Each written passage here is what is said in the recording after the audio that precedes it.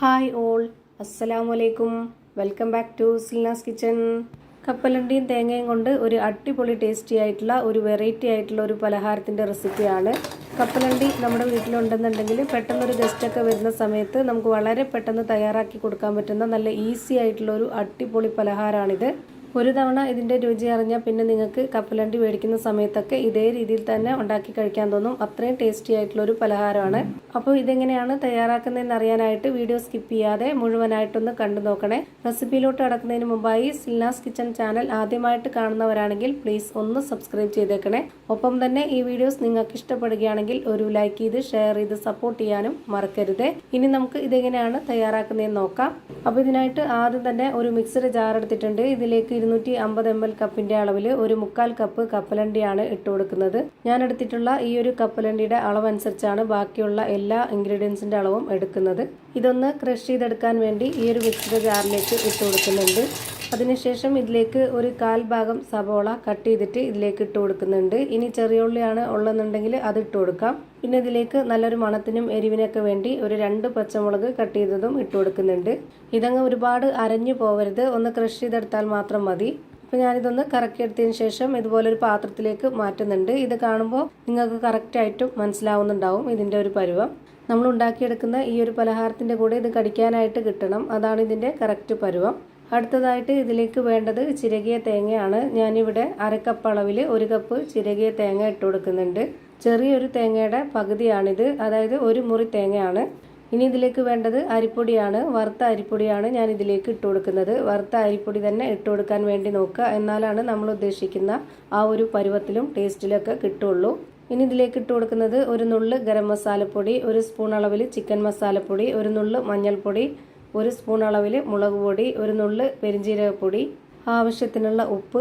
ഇത്രയും ഇട്ട് കൊടുത്ത ശേഷം നമുക്കിതിലേക്ക് കുഴച്ചെടുക്കാൻ ആവശ്യത്തിനുള്ള വെള്ളവും കൂടെ ഒഴിച്ചു കൊടുക്കാം. ആദ്യം തന്നെ ഞാനിവിടെ 1/2 കപ്പ് അളവിൽ മുഴുവനായിട്ടും വെള്ളം ഒഴിച്ചു കൊടുത്തിട്ടുണ്ട്. ഇനി ഇത് കൈവച്ച് നല്ല പോലെ ഇതൊന്ന് മിക്സ് ചെയ്തെടുക്കുന്നുണ്ട്.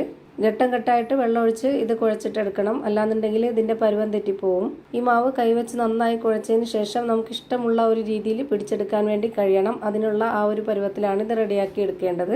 ഞാനിപ്പോൾ ഈ ഒരു മെഷർമെൻറ്റ് കപ്പിൻ്റെ 1/2 കപ്പ് അളവിൽ തന്നെ ഒരു 1/2 കപ്പ് വെള്ളം എടുത്തിട്ടുണ്ട്. അതുകൂടെ ഇതിലേക്ക് ഒഴിച്ചു കൊടുക്കാം.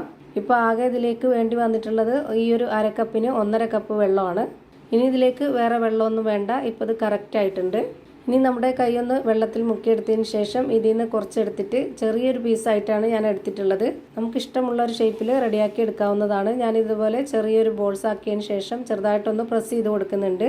ഇതുപോലെ ഒന്ന് പരത്തി കൊടുത്തിട്ടാണ് നമ്മളിത് റെഡിയാക്കി എടുക്കുന്നതെങ്കിൽ അതിൻ്റെ ഉള്ളൊക്കെ പെട്ടെന്ന് വെന്ത് കിട്ടും. ഞാനിപ്പോൾ ഇവിടെ പരിപ്പുവടയുടെ ഒക്കെ ആ ഒരു ഷേപ്പിൽ വളരെ ചെറുതായിട്ടാണ് എടുത്തിട്ടുള്ളത്. ഈ ഒരു പരുവത്തിൽ നമുക്കെല്ലാം റെഡിയാക്കി എടുക്കാം. ഞാനിപ്പോൾ ഇവിടെ ഒരെണ്ണം കൂടെ ചെയ്ത് കാണിക്കുന്നുണ്ട്. നമ്മുടെ കൈ ഒന്ന് നനച്ചെടുത്തതിന് ശേഷം ഇതിൽ നിന്ന് കുറച്ച് മാവ് എടുത്തിട്ട് ചെറുതായിട്ടൊന്ന് ബോൾസ് ടൈപ്പിലാക്കുക. എന്നിട്ട് ചെറുതായിട്ടൊന്ന് പ്രസ് ചെയ്ത് കൊടുക്കുന്നുണ്ട്.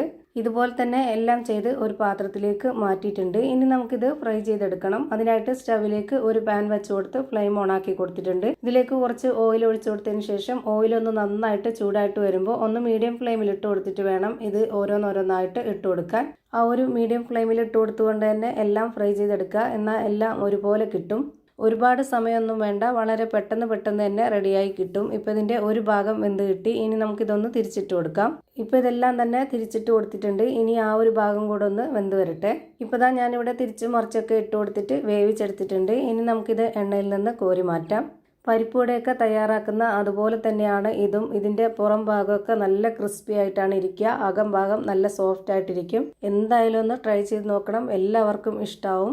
ഇതേപോലെ എല്ലാം ഫ്രൈ ചെയ്ത് ഞാനിപ്പോൾ ഒരു പാത്രത്തിലേക്ക് മാറ്റിയിട്ടുണ്ട്.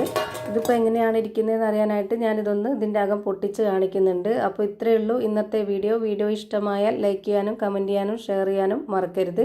അതുപോലെ തന്നെ ഞാനിടുന്ന പുതിയ വീഡിയോസ് നോട്ടിഫിക്കേഷനായിട്ട് കിട്ടുന്നതിന് വേണ്ടി സബ്സ്ക്രൈബ് ചെയ്ത് ബെല്ലൈക്കൺ അമർത്തി അതിൽ ഓൾ എന്ന ഓപ്ഷൻ എനേബിൾ ചെയ്ത് കൊടുക്കാനും മറക്കരുത്.